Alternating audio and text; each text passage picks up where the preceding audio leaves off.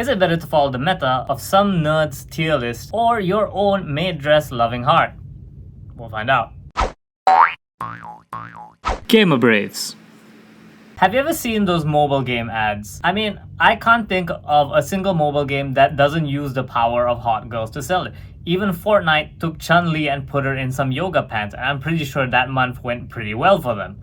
It's kind of insane, because games like Genshin Impact have characters who are scientifically designed to be as attractive as possible, and yet this nerd on a tier list will tell you that, actually you shouldn't be using Lisa, you should be using Albedo. Albedo! He's a character who's talked about as God's gift to women of Teyvat, and yet when he actually became playable, looks like a Q-tip rolled around in cat hair. Indeed, if you're the kind of person who plays things for the meta, and let's face it, a lot of games will expect this of you, you're going to end up doing a lot of things you don't necessarily like, all in the name of that sweet victory scream.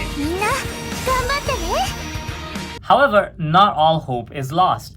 There exists a second breed of player, one not bound by such flimsy arguments as DPS or team synergy on the objective. We are the waifu men, where our only criteria for picking a character is how hot they are. Seriously, it's a system that works great for gacha games, not so much in anything else, and pretty much a lawsuit magnet for any kind of professional decisions. As one of these waifu men, I gotta say, following a meta is exhausting. Lots of games have big rosters of characters, even more so with gacha games. You can have hundreds upon hundreds of characters and find out which ones are good, which ones are bad, and which ones work well together. I keep hearing about how people need to pull for characters like Modernia in Nikke because she's SS tier, and not because, you know, she's cute and apparently has her entire body covered in nylon. Yes, to the waifu players, all characters are welcome as long as you're attracted to them. I mained the launcher in DNF Duel well when she was busy cleaning the floors of every tier list. Was it because the idea of a character who interacts entirely with projectiles was a cool idea? Not really. It was because she's somehow one of the tallest females in the roster and still somehow a short stack. ArcSys knows how to make it make sense. It's important to note that just because you are playing with the waifu sense on, that doesn't mean that you're not allowed to play top tiers. There are plenty of waifus out there who are also top tiers. I mained Mitsuru in BlazBlue Cross Tag and Elfelt in Xrd. The only difference is I didn't main them because I saw a tier list that said they were top tier. I played them because of, you know,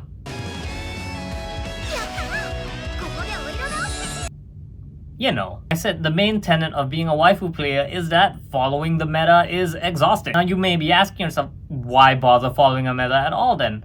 Well, in a lot of games, especially gacha games like Nikke, Genshin, Honkai, these are all requirements. The late game content is usually very much geared to these players because then you pull more of them. However, for the waifu players, our option is just to not play. For the waifu player, we're more than content to just pull for our favorite characters, and if we can't beat the next level, then we'll just play the lower levels, I guess. Naturally, this does have its downsides, because the main joy you get in the game will be getting that character, and a lot of gacha games are built around not just getting the character. You see that in Genshin with the constellation system, Genshin and Honkai where you also need to pull for the weapons. The problem with being a waifu guy is that getting duplicates of Yae Miko is never gonna feel as good as that first time you got Yae Miko. And even if I get Alicia in Honkai, I am not going to be motivated to get her personalized bow. Because at the end of the day, you're not gonna have the bow on the bridge interacting with you.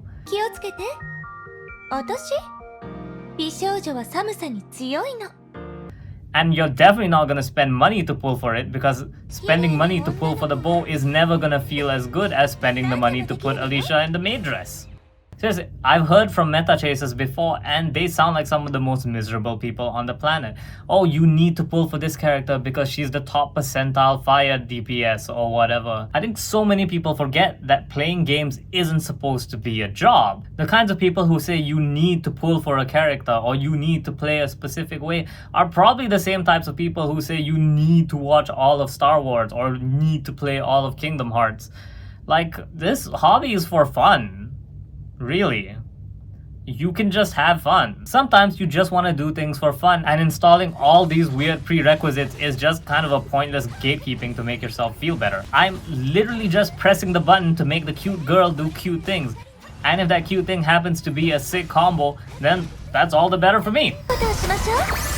Sure, I'll probably never make it to late game content, but if that means I don't have to stay up at night doing Excel sheets looking at which character is gonna be best and then plotting how many weeks I have to eat instant cup noodles so I can build that team, then that's all the better for me. The waifu versus meta discussion evolves a little bit when you get into fighting games, because obviously there are top tier characters in fighting games, and if your only goal is to win, then you'll probably want to play them. However, unlike in gacha games where characters are mathematically better than other characters, you can pilot a character in a fighting game to be just as good as any top tier.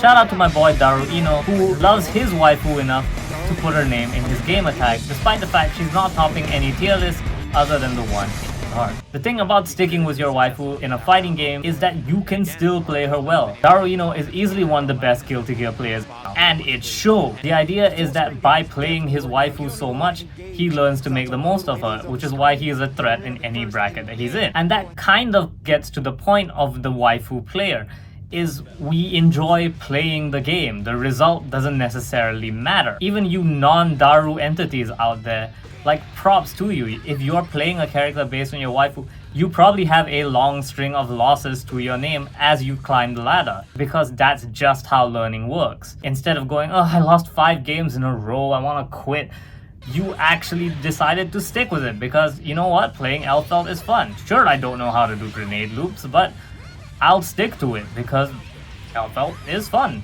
And I hope she comes to Strive. Please come to Strive. Now, if you're a meta player, I don't think you're an entirely joyless android. Like, I get it.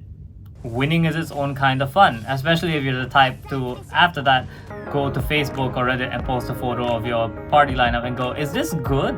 These are just the ones that I have, hee hee, knowing full well that, you know, it's actually good. Still, I think hanging your enjoyment on something on the results is not going to be entirely healthy. It's a lot of effort to maintain, especially since you're going to lose. It's statistically unavoidable. That's just how that's going to work. I think it's a lot easier to just focus on the simple things in life, i.e. cute girls doing cute things, especially if they have weirdly erotic climbing noises. Are you a meta player or are you a waifu player? Let us know in the comments below. This has been Watermelon from Game Braves, and please like and subscribe this video so one day I can meet Daisuke in person and grovel before him to put Elfelt in Strive. Hey, it'll work out one day, guys. ここに名前を書いてくれれば晴れて2人は夫婦です。小さくてもいいから郊外の庭付き一戸建てを買って子供は最低4人欲しいです。ペットを飼うとしたら犬派ですか猫派ですか？私は断然ヤブイナ派なんですけど妄想が止まりません。Win straight. Hey there! Thank you so much for watching our videos. Don't forget to give us a subscribe if you'd like to see more, and like so we know what kind of content you want to see. Got suggestions for new content? Let us know in the comments below too. Thank you so much again for watching. Take care, dudes.